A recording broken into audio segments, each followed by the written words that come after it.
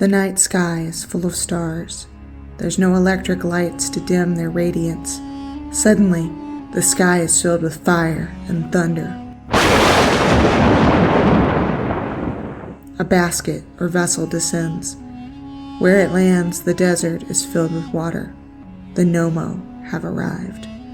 Come with me to the deserts of Mali, to the traditional lands of the Dogon people, to learn the extraordinary story of the Nommo and what it can tell us about the possibility of aquatic extraterrestrials. As always, don't forget to like and subscribe. This is part of a series where I cover every aquatic fairy on Earth. I've created a categorization system that I am putting every fairy into.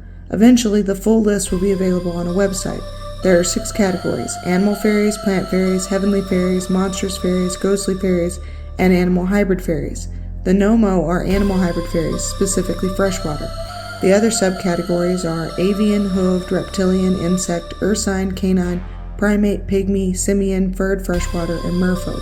The myth of the Nommo comes from the Dogon people who live in the central plateau region of Mali that spreads across the border into Burkina Faso. Perhaps because the land is so arid and the water of the Niger River so important, it is no wonder that aquatic beings feature so heavily in their beliefs. But is there more to it than that? The Dogon hold a reverence to the star Sirius, and they claim that the Nommo came from that star and visited them. Most Dogon people still hold to their traditional beliefs, and every 60 years they hold a ritual called the Sigwao, during which the star Sirius appears between 2 mountain peaks. Before the ceremony, young men go into seclusion for 3 months and speak in a secret language. Throughout this video, I will explain both the idea that the Nommo are aliens from outer space, as well as the idea that they are native to Earth. As I've said before, perhaps what we believe to be extraterrestrials are actually from our own bodies of water. Let's start with the existing lore of the Nommo. Nommo means to make one drink, and the Nommo are also called masters of the water, the monitors, and the teachers. They were created by the sky god Amma, and they came from the star Sirius in a vessel accompanied by fire and thunder. On screen is a Dogon ritual container representing the vessel that the Nommo came to Earth in. When their vessel landed, it created a body of water because the Nommo require water to live in. They are always depicted as half person and half fish, and are also described as androgynous or hermaphroditic. All the art I could find depict them with fishtails and a humanoid upper body with 2 breasts and 2 big eyes. The depictions are striking for their similarities to European mermaids and gray aliens with those big eyes. The Nommo taught the Dogon people about the stars, as well as giving them the gift of civilization. In some of the sources I read, they were sacrificed or sacrificed themselves for the Dogon, and their body parts are in sacred shrines that the Dogon people protect. Some sources say that there were only 8 of them, while others do not give a number. Sometimes they are described as ancestor spirits, implying that the Dogon people might be descended from the Nommo. This obviously calls to mind alien breeding programs. Shockingly, there is some possible evidence that at least some of this story is true. The Dogon people knew about Sirius B, which orbits Sirius, for hundreds of years before modern science quote-unquote discovered it. Now it could definitely be that the Dogon people were simply very gifted astronomers. I want to be completely clear that it's absolutely possible for them to have observed Sirius B themselves. I always refute any ancient astronaut ideas that claim any people group isn't smart enough to do this thing or that thing. But I should also point out that Sirius B was first theorized to exist in 1844, so it's definitely unusual that the Dogon people already knew about it. And the star wasn't seen, according to traditional history, until 1862. The Dogon also claim that it is the heaviest star and white, and as it turns out, the star is a white dwarf and is dense and heavy. So how did the Dogon people know all this information about Sirius B? Was it because the Nommo told them about the star? Let's discuss some of the potential origins of the Nommo. 1. They are aliens, plain and simple. They came from outer space, just like the Dogon stories claim. 2. They are a sentient race, but they come not from space, but from our own bodies of water.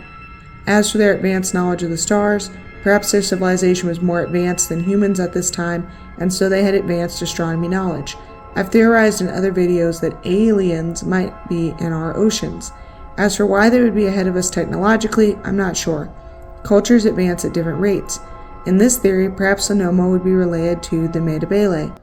3. They were Nephilim or fallen angels. They had knowledge of Sirius B because of their angelic heritage, and they interbred with the Dogon people's ancestors, much like the biblical stories of the Nephilim. Quick refresher on the Nephilim. In the book of Genesis, chapter 6, verse 4, it says, "The Nephilim were on the earth in those days, and also afterward, when the sons of God went to the daughters of humans and had children by them. They were the heroes of old, men of renown."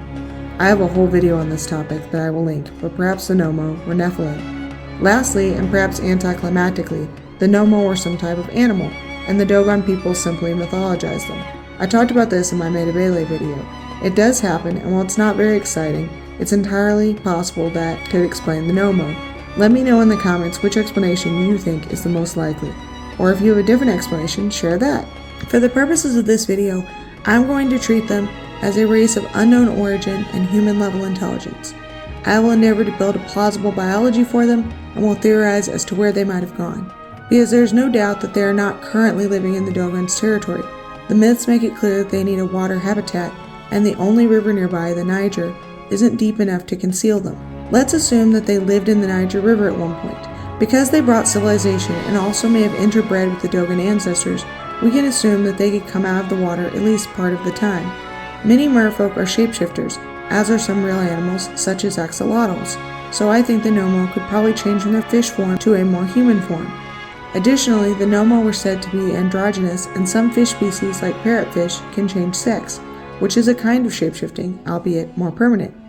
My illustration shows a Nommo in their aquatic form. In their morphed or terrestrial form, they appear human. If they are like axolotls, then this transformation is permanent. We will discuss that at the end of the video when I talk about my theories as to what happened to the Nommo. They are human-sized even in their aquatic form, but the lower half of their body is a fish with a fin at the end. I'm taking inspiration from the West African barb fish, which lives in the Niger River and whose lower half closely resembles the Nommo's tail, and the lungfish, which doesn't resemble the Nommo as closely, but has some unique traits that are relevant here. Lungfish can breathe air as well as water. They have actual lungs, they breathe through their mouth as well as respire through their gills, and can survive up to 4 years in mud without water. Perhaps the Nommo aren't shapeshifters, but rather have both lungs and gills and the ability to live outside of water. The black and gold striped pattern of the tail and body is inspired by both Dogon art and by West African barbfish. This Nommo is in female form. The Nommo turn into males when on land in order to reproduce with humans. However, they can also reproduce asexually when in their aquatic form. They self-fertilize, and even though they have external female traits, they also have testes internally. I will go into this in more detail later on in the video. The Nommo give birth rather than lay eggs, which is why the females have breasts in order to feed their young. Several real-life species such as guppies and swordfish birth live young, and the discus fish secrete a milk-like substance to feed their babies. The Nommo are usually shown with skinny, squiggly arms. This reminds me of the lungfish's arms that they use to walk on riverbeds, so I gave the Nommo lungfish-like arms that are really more like fins for swimming than they are like human arms. The stars that the Nommo is quote-unquote holding represents their knowledge of the stars. They have small fish-like mouths, which is in line with Dogon art. The myths don't really hold any clues about what the Nommo eat, so I'm basing this on actual African fish species. I think it's reasonable to conclude that they are omnivores similar to humans, but also to many African fish species. They eat a variety of river animals and plants, and have tooth plates similar to that of the lungfish. Like Nerodilodicus, the Nommo don't have noses. This is because they breathe through gills in their neck. The Nommo have big black eyes, similar to the Matabele. They don't have outer ears, instead having small slits on the sides of their heads that lead to the inner ear and enable them to hear underwater. The Nommo are usually depicted with points or horns on their heads. There are a couple of ways to interpret this. My first thought, and the one I'm going with for this drawing, is that they are spines similar to those of lionfish and spiny fish, but it could also be a headdress. On screen are some Dogon headdresses. The Nommo seem to be nude in all of their art, so I think it's unlikely that they're wearing headdresses. Why head spines? They could be decorative and used for sexual selection. Potential mates might consider head spines when choosing a partner. They could also be venomous like a lionfish's. Although the Nommo taught humanity astronomy, agriculture, civilization, and social order, it seems that they were nude or perhaps wore highly minimal clothing. As I mentioned in my Matabele video, a lack of clothing does not indicate a lack of sentience, as there are many human cultures where little to no clothing is worn. Although the Dogon have intricate and beautiful traditional clothing, it is entirely possible that their ancestors wore very little clothing. I was unable to find information about the clothing of the Dogon in ancient times, so I can't verify this, it's just a theory. It is worth noting that there is a theory that the Dogon people came from ancient Egypt, where toplessness and light clothing were common. If anyone knows more about the Dogon people, please share. So now let's discuss the hypothetical life cycle of the Nommo. I will talk about hybrid offspring later on in the video, so for this part I will focus on the asexual reproduction angle. I think it's really fascinating. Female Nommo give birth to young called fry. Live-bearing fish tend to birth a lot of babies at once, up to 300.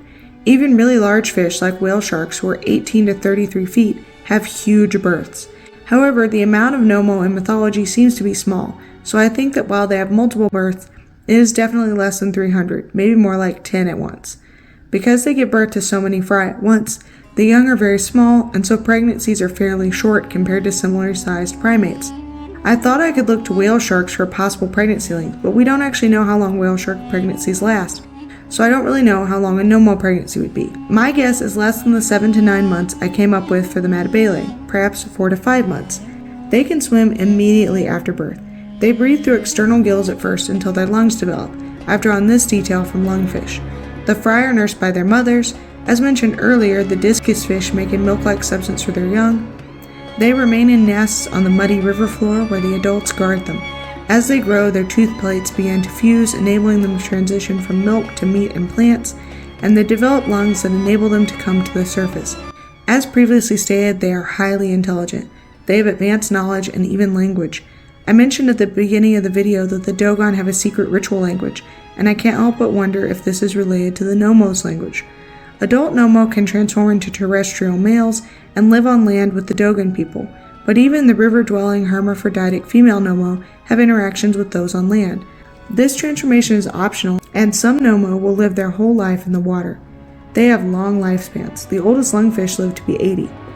Before we get into the questions of where the Nommo went and hybrid offspring, let's cover scientific classification.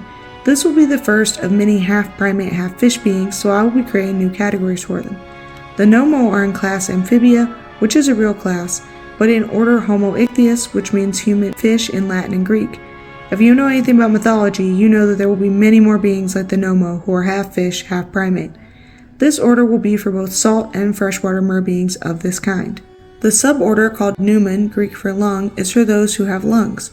Because, as we will see in some of my upcoming videos, there are half-human merfolk who do not have lungs. The family is Fluviatuli, freshwater in Latin, and is for freshwater lunged half-primate merbeings. The genus Africanus is self-explanatory, and the species is Africanus nommo. So where did the Nommo go? It is possible that they are extinct. In the past decade alone, 467 species have been declared extinct. So this is a sad but likely possibility for the Nommo. More intriguingly, they may have interbred with humans and pure Nommo died off, but their genes live on in the Dogon people. Perhaps they returned to where they came from, outer space or the depths of our oceans. What do you think happened to them? Another fascinating aspect of this myth is the possibility of hybrid offspring. I've talked about human alien and human merfolk hybrids before, particularly the Arago set. I've linked one of my videos which goes into more detail about them, but essentially they are fish people who made hybrid offspring with the people of Guernsey. Hybrid offspring often have special abilities. In the case of the Nommo, they might be supernaturally gifted swimmers, or be amphibious, or be smarter than the average human. Perhaps the Nommo are still visiting Earth every 60 years. Maybe they're the ones responsible for UFO sightings.